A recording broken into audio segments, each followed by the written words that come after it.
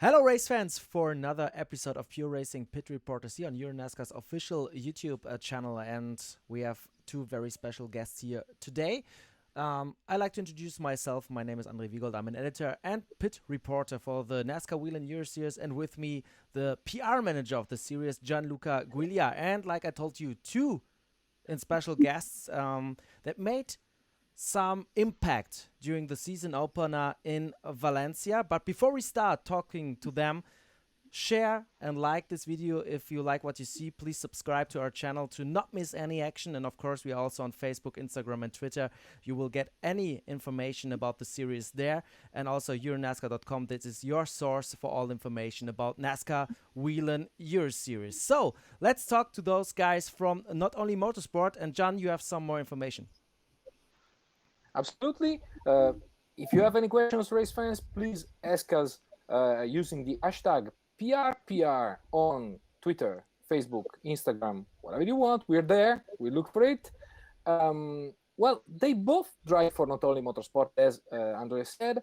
One comes from Israel, and he had one heck of a journey just trying to arrive to Valencia. And then he performed very well in the weekend with a huge comeback in Euro NASCAR 2 Round 1. The other one comes from Italy. And after dipping his toes in the NASCAR Whelen Euro Series in 2020, he won twice the Rookie Trophy in Valencia this year. They sit 5th and 16 points in the Euro NASCAR 2 standings. Welcome, Naveh Talor and Alberto Panebianco. Hi, guys. Hi, guys. Thanks for having us. All right. Yeah, thanks for having us. Let's start with the questions because we have already talked 2 minutes about stuff, but we want to go to the topics. And I want to start with you, Naveh. You had quite a journey to Valencia. Can you tell us what happened there? And then you missed practice, and you had a huge comeback in the first race. There's an article about that already on EuroNASCAR.com. But just tell us how it went from your home to the track and then to the comeback in the first EuroNASCAR 2 race. So first of all, I was scheduled to fly Wednesday, arrive in Valencia on Wednesday, and the situation back home. I don't know if they planned the timing, but on Tuesday evening, the missiles started firing at us back home. So the situation changed really quickly, and coming from thinking about flying to Valencia, safety of the country and myself, my family, and all my friends. And after I think like 4 canceled flights, I'll cut short the whole story. I moved to Valencia, I think on Friday. So I came to the airport on Wednesday, Thursday, and Friday, and then I made it. And me and Alon did everything, and with the help of Jerome and the whole NASCAR organization, we were able to get there. And the rest speaks for itself. All right, then, but we have to take a look at this first race. You started last because you missed qualifying, and then you went from the back of the grid to the top 10. What was it like? I think that was the most fun race of my life. It's not ideal starting from the back, but the only way is forward. So I made the best out of the situation. The team gave us a really good car, so I was able to be fast and persistent. And I'm usually not the kind of driver that drives over aggressively. I like to keep the car safe and slowly pick everyone off. But when it's already my second full season, I have the confidence in the car and to push and to overtake everyone. And that's what I did. I started last and I made it to 6th. So I think I had a pretty good race. It was really fun. It was a hard race because it was hot in the car, but having, I think, like my 5th lap was the 5th lap in the whole weekend was the first lap of the race. So that was an exciting first lap, I think it was 7 spots in the first lap, and then slowly picked them by. And if the race was longer, who knows what would have happened. Yeah, so it was fun. You passed so many competitors during this race. Do you remember who was the hardest one to pass? That's a good question. My teammate. He always makes it hard for me. Nah, I'm kidding. I saw him and we kind of had our eyes locked together. We're good. Yeah, We're gonna keep it clean. and yeah, in the mirrors. And then I'm trying to think who was the hardest to pass.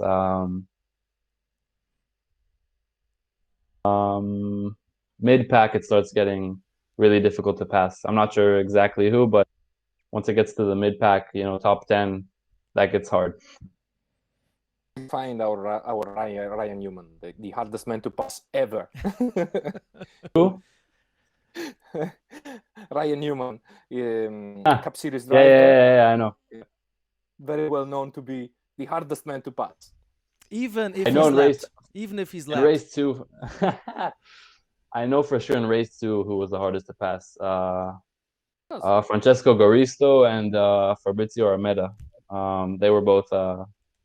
I like to call the kind of driving tanks, where you can't pass them. They're right in the middle of the road. You can't go left. You can't go right. I did everything I could, and I was able to get Francesco, but then no more laps to pass. But those were the hardest, I think. Alberto, your journey to Valencia was technically easier, I'd say. Yes. But and nevertheless, you had a lot of expectations, I suppose, for your first full season in the NASCAR Whelen Euro Series. Did you expect such positive results? Well, no. I mean, I was hoping for this kind of result, but it was impossible to say where we would have finished. But I think we did good. Also with the setup, we had some problems in the car that the team resolved during the weekend. So yeah, it turns out to be like one of the best weekends of my life. And I was a bit under pressure in race 1 because I really wanted that result. So I didn't have a good start. I missed a couple of places, which I was able to pick them during the race. And yeah, then Naveh was coming from behind. We had a moment in turn 8, I think it was. But yeah, I was also happy to play for the team as well, not only for myself. Because in the end, we are not only motorsport, we are a big family. So yeah, it turns out to be a good weekend overall. You already mentioned the team, not only Motorsport. It's a young team in the NASCAR Whelen Euro Series, but it grew a lot this year. They field more cars, and the question we have is there: how is the atmosphere? You said it's like a family, but what does that really mean? So, Alberto.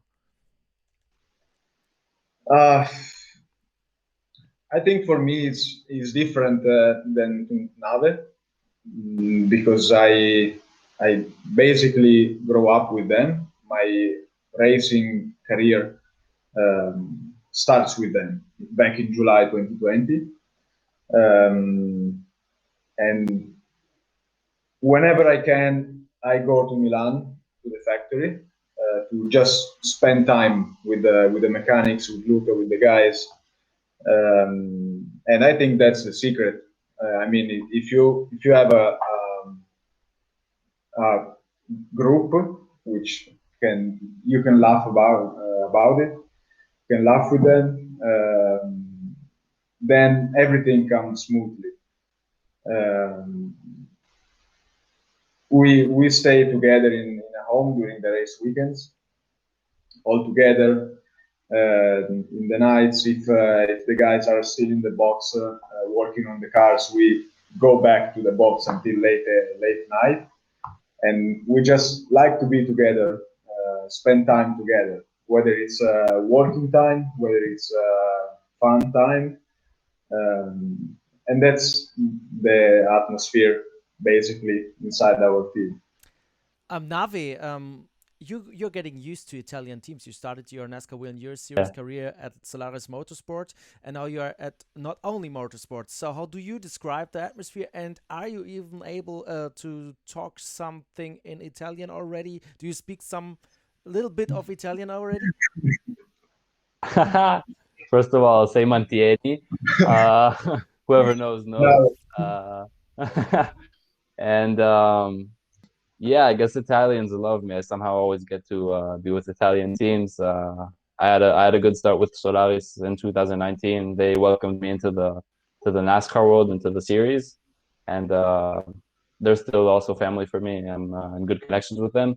And then I met with all the guys that now I have a new family. It's really a big team. A lot of the team members are young.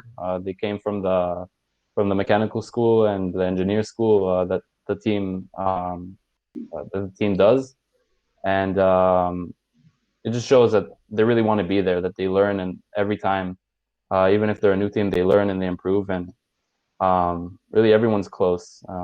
As Alberto said, we were all in the same house, and we had fun all together, eating dinner and laughing. I don't understand too much Italian, but I can understand the vibe. So yeah, you will.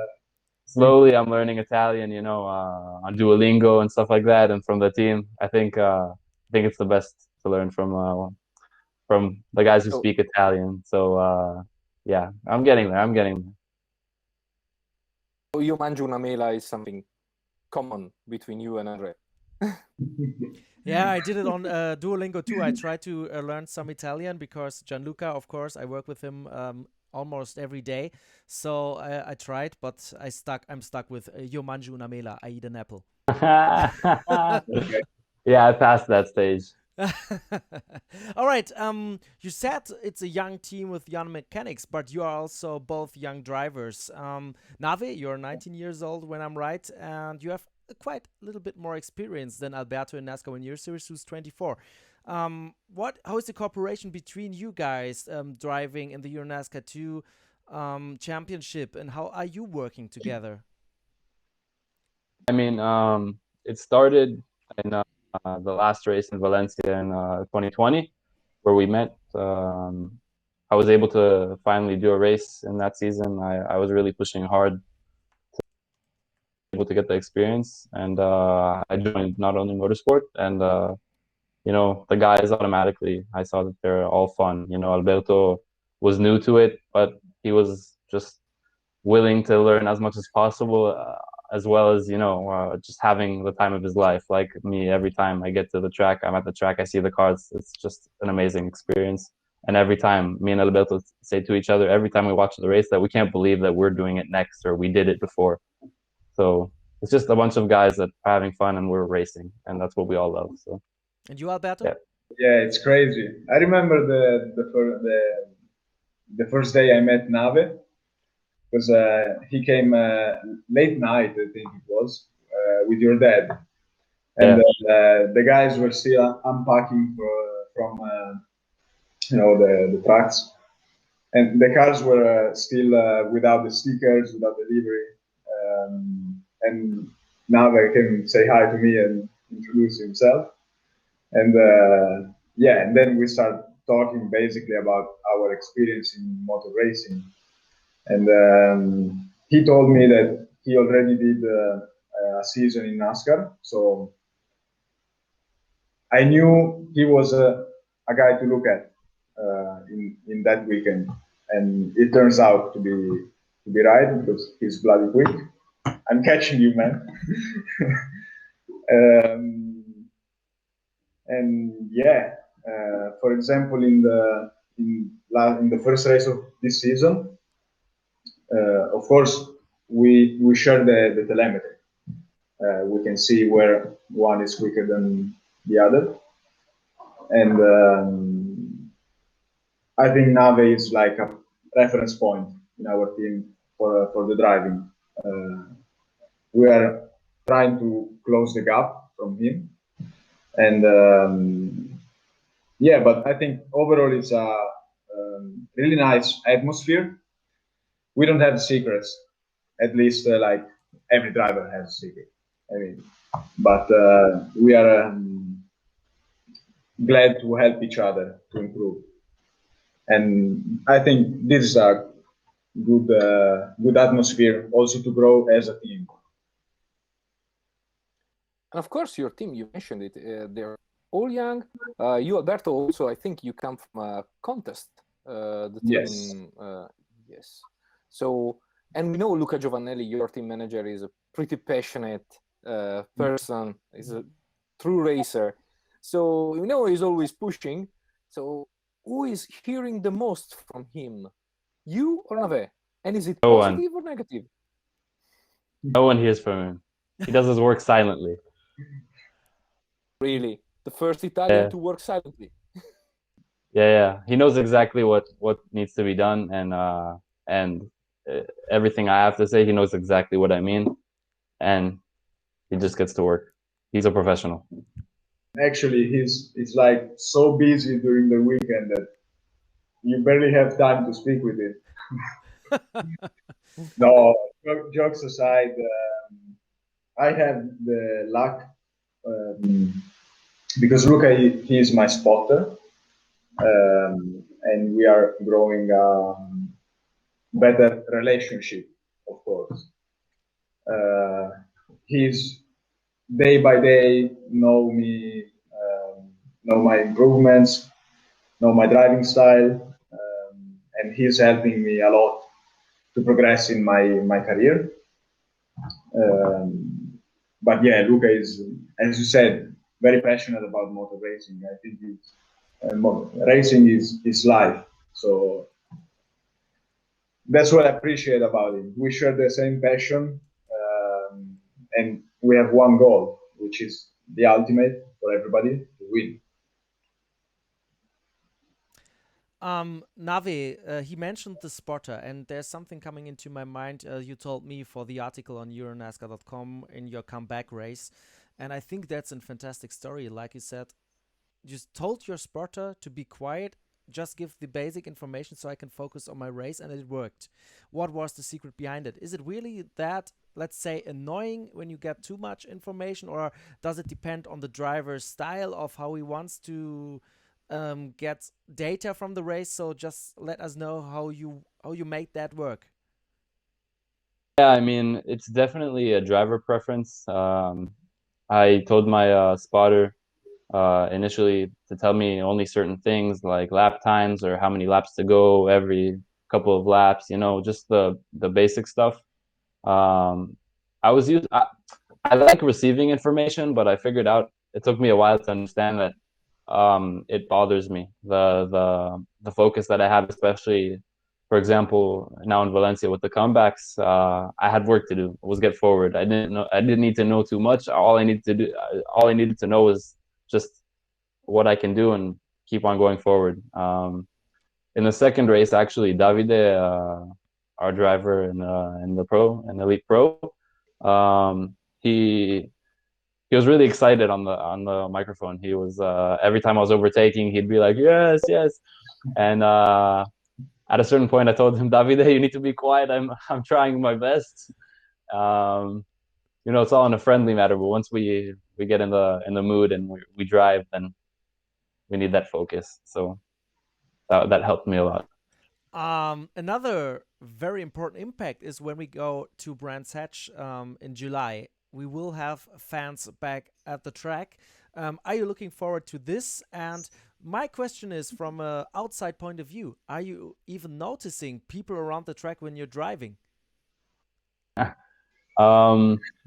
Generally, I don't think I look at anybody. I only look at the fence, the pit lane fence, and I see the team members.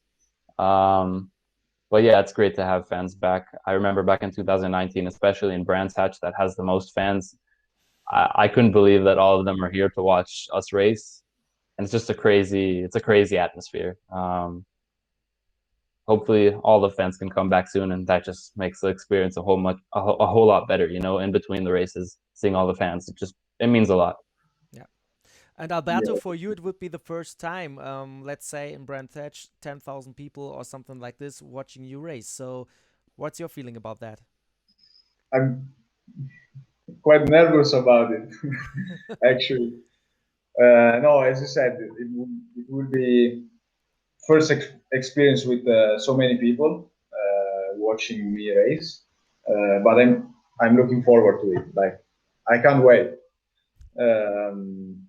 Also, it's a new track for me. Every track is a new track for me. So I don't know what to expect. I'll try to do my best for sure, but yeah, it's great to have the fans there. Just in Valencia, I went to the bar of the standings of the fans, which was way back through turn one. And I haven't changed my clothes, like I was still in the suit. And when I went into the Grand Slam, everybody was watching. And it was like a really nice feeling. Also a bit, I don't know, I'm a bit shy, so having all those eyes on me was, yeah, a bit scary, I would say. Yeah, we remember. Sorry. I remember in Brands Hatch exactly in 2019. It was a funny story. This guy, when there was the grid walk, there's always a lot of people coming on the track, and you're with your suit and everything, and next to the car. And some guy came up to me. He's like, "Can you sign my shirt? I'm getting married next week." And I was like, "Wow!" Like, it's a big experience for all the fans. You know, coming to the race, it's exciting, and signing people's shirts. You know, it's a different experience. You know that the impact of motorsports in our lives, even for us in the media team. I will share this little secret. In 2019, I was in Brands Hatch. My now wife was with me, and she said yes to me at Brands Hatch on the, at the top of the tower. So I planned it to do it in Brands Hatch because I knew this is going to be a magical moment. So I remember that. I yeah. remember that. So this is crazy. Yeah, we had 2,000 fans in Valencia allowed on the grandstands. It was great to have them back. And Gian, I think we have one more questions about the other championship we have for the pro racing drivers, the NASCAR Pro. Absolutely. First, let me remind the fans that we are going to be in Brands Hatch on July 3rd and 4th. So we are celebrating Independence Day at Brands Hatch. Hopefully with a full capacity crowd. At the moment, that's the plan in Great Britain. Of course, the situation is what it is, so it needs to be confirmed. But there will be fans, and we really hope to have full capacity crowds back soon to welcome you all. Yes, we have another question, guys. You were definitely, don't say no. You were definitely watching the Euro NASCAR Pro races. So, who's your favorite for the Euro NASCAR Championship? Can I go first? Go ahead. I think I know where this is going. yeah, you know, I think the God Alon Day for sure. Yeah, I definitely cheer for Alon. I just saw in December from the grandstand driving him, and I don't know, he was just like with the back of the car, like driving with the back of the car. So I was really impressed with his driving style. I had the chance to finally have a chat with him on what was Saturday night, man. Yeah, Saturday evening. Yeah, Saturday evening we went to a dinner all together, which was another highlight of the weekend. And yeah, he is actually an inspiring person. So yeah, I would definitely cheer for him. Yeah, I think it's known that Alon kind of got me to where I am. He really helped to get me to the championship. He's just a really genuine guy. He's really quick, and I think you can't find many drivers that are at that level and are as willing to help and just be nice. And yeah, I try to mention to him every time. You know, this time I flew without my father to Valencia. It's my first event without flying with my father, and I flew with Alon, and we just had a really good time together. You know, just a genuinely good guy. All right, we put that on our list 2 times Alan Day. let's see what we have at the end of the season, before the finals and the championship is decided. And we have another question for you guys. It's one of our favorites because we want to know what was the most funniest story of the weekend. And Naveh, let's start with you. Yeah, so I think the funniest moment for me in the weekend was after the races. It was also between the races and Saturday evening. Like Alberto said, that we had a dinner with Alon Day, and that was funny. And as well, after the race, we had a team dinner in our house. We got some meats and we ate a lot, and it was just a really fun vibe because uh, during the race weekend, all the team is busy working. All the mechanics are working really hard. Everyone in the team, and it's just a time where everybody can relax and just have a good time. And we're in Spain, and we're all technically, we can call it a vacation. So we just had a really good time. Alberto? Yeah, unfortunately, I missed the last dinner because I had the flight on Sunday evening, Sunday night. So I guess my pickup of the funniest moment of the weekend was like, I think Saturday night back home with I shared the room with Davide because we were out of rooms, and the house was like empty of water. So we had to buy from the supermarket, and everybody was complaining about, oh, how can we have no water inside the house? Like, where is it?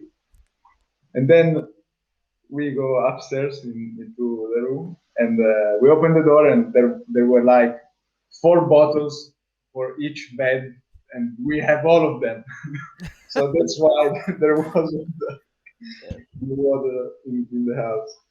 But actually, also the trip to Valencia was like a unique laugh because there's one mechanic of ours, Diego, which happens to be also my chief mechanic of the weekend, and he's from Naples. So Mantieni. That's also a funny story from last year. And he was like, sometimes he talked in slangs, okay? And he told something like "Scimmia affaticata ti piglia a pacche," which is like "Come work or I slap you in the face," and that was like an awesome moment. Oh boy. All Yeah, right. we have so many, But I have a question. Can I do a question? It's Of to course. Naveh. It's to Naveh. Man, where did you get the shirt? I get the I won it. the organization makes some cool shirts. So the whole Team FJ and the NASCAR Whelen Euro Series, I try to rep it as much as possible. Lucky you. In Brands Hatch, I will ask for it. Yeah, just go to Gian.